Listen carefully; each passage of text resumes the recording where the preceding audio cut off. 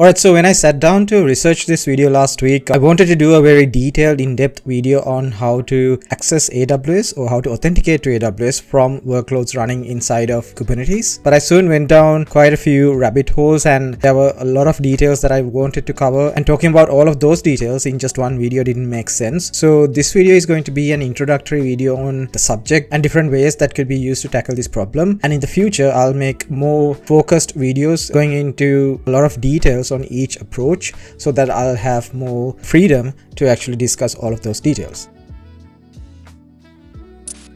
Just as the title suggests, this video is on how to authenticate into AWS from workloads running in Kubernetes. And I'm going to talk about a few different ways that could be used to achieve this in different scenarios, different use cases. So the obvious wrong way is to just embed IAM credentials inside of the pod definition. The worst example of that would be to just embed the access key and the secret access key inside the pod definition in plain text. And you should never do this even to test out things. You could use Kubernetes secrets to mount secret values into the pod definition, but keep in mind that secrets in Kubernetes aren't really secrets. They are stored in plain text in the etcd clusters. So unless your etcd cluster is encrypted at rest, your secrets are not really secrets themselves. And if you don't have good enough RBAC implementation in the Kubernetes cluster itself, you could soon be leaking really sensitive details like the secret key to the parties that you didn't intend. Another downside of this approach is for each workload type or for each workload that you define, a pod, a deployment, daemon set, anything like that,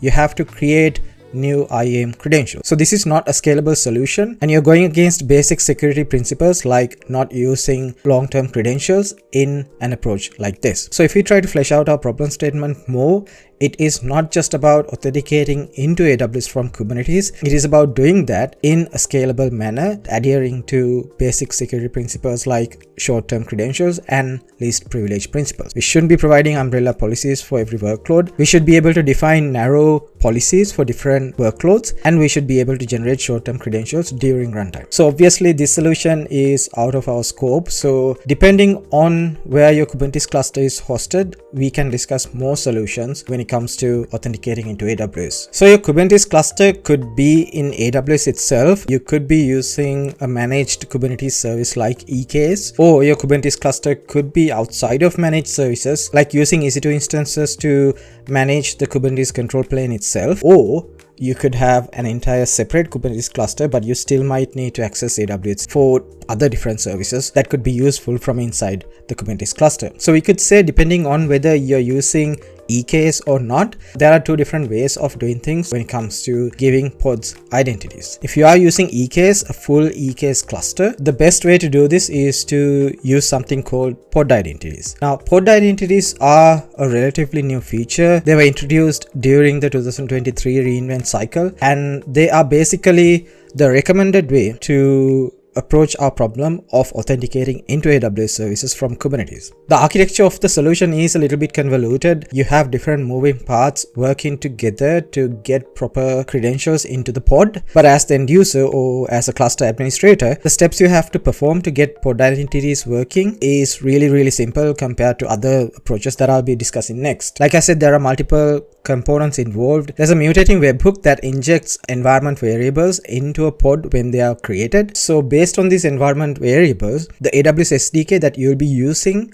for different languages will be able to use what's called container credentials loading during the credentials loading chain to basically talk to a pod identity agent which acts as a credentials server. I know this sounds a little bit complex, but the core of this architecture depends on the capability of the SDK to look up credentials from different sources. So if you're not familiar with the credentials lookup chain, in every SDK implementation, the code basically goes through a list of sources for successful credentials. So it looks up access keys in the CLI config. It will try to get credentials from identity center. It will try to perform an assume role if those environment variables are provided. It talks to the instance metadata service if all other fails. There's a new step in this chain that is introduced as part of this feature called container credentials provider, which is basically a way for the SDK to talk to a remote server to get proper credentials. Now I'll talk more about this in a future video when I'll go into details in this implementation, and I'll try to demo that using an actual EKS cluster. But this basically involves having that EKS layer manage everything for you. There are other details involved, such as JSON Web Tokens issued as service account tokens. But at the end of the day, what happens is the agent acts as a proxy between the SDK and EKS to get proper credentials for that pod identity through the service account attached to the pod and the role mapped to that service account. So as a cluster administrator, this is fairly easy to set up. You just add pod identities as an add-on to an existing EKS cluster, and you then map service accounts to roles on the AWS side. So every time a pod tries to talk to AWS, that mapping is used to provide proper credentials. Now on the flip side, the major downside of using pod identities is you can only do that in a fully fledged EKS cluster. You can't use pod identities in certain types of EKS clusters, such as clusters that you have connected to EKS through EKS connector, or clusters such as EKS Anywhere, or other external clusters such as EKS on AWS Outposts. Also, pod identities can't be used on pods that are running on EKS Fargate. You can only map pods running in EC2 to IAM roles. Also, on the actual code that runs in the pod, you have to use a newer version of the AWS SDK, whatever the language that you're using. So it has to be a version of the SDK that is released after the beginning of 2024, basically. So if you have legacy code that you can't really modify, this is not a way to go, even if you're using a fully fledged EKS cluster. So in those cases, you might have to look at other approaches to get this problem solved. Also, at this moment, I am trying to modify the code in the pod identity agent so that a cluster outside of EKS might be able to use that same scenario, but using different ways to establish trust. So keep an eye on my channel if you're interested in that detail. I'll probably be able to get that done and release something in a few weeks.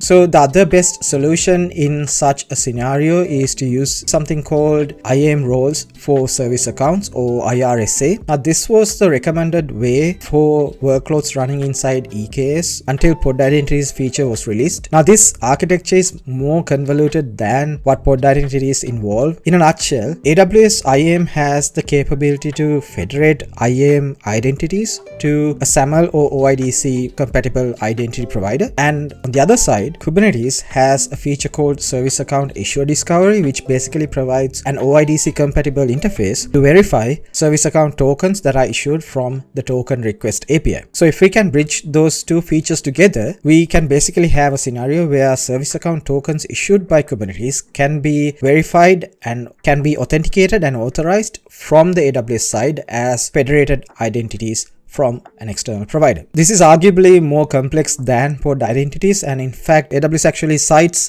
the complexity of setting up IRSA as the rationality for introducing pod identities. And if you have a private control plane for your Kubernetes cluster, which should be the case for most of the scenarios, the issue discovery API might not be reachable from AWS itself. So in that case, you might have to extract the OpenID discovery specification and the JSON Web Token key set into a publicly available endpoint that AWS can access. So this is typically done as a publicly accessible S3 bucket in the same account as the identity provider configuration. So after that, you can basically have the mutating webhook that we talked about in the earlier approach to inject different environment variables to map a service account into an IAM role. The mapping between the service account and the IAM role is done on the Kubernetes side of things. You don't have any first class concepts on AWS side for a mapping for a service account and an IAM role. What you basically do is to annotate a service account with a predefined annotation that points to the actual IAM role that should be used for this service account. The AWS SDK running inside the pod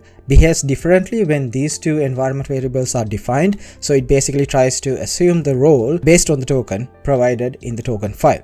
So in this case, both the architecture and setting up the solution is complicated, but the upside of this approach is that you can use this basically anywhere, even if your Kubernetes cluster is outside of AWS, even if you're using a Raspberry Pi cluster to host Kubernetes powered by solar power or something in a remote location. Now for each new Kubernetes cluster that you need to manage, you have to register a new oidc provider from AWS side. This could be a pain if you manage multiple clusters outside of AWS, but arguably this is the best approach 4 external Kubernetes clusters to authenticate into AWS. Now, if you can't use both of these approaches for some reason, the next approach would be to use a third-party solution such as kub2iam. Kub2iam or Kubernetes to IAM is an external tool written by a third party, so the approach for credential management is outside of concepts defined in both AWS and Kubernetes. Now, in this tool's case, what happens is a proxy server running inside each node that intercepts calls to the instance metadata service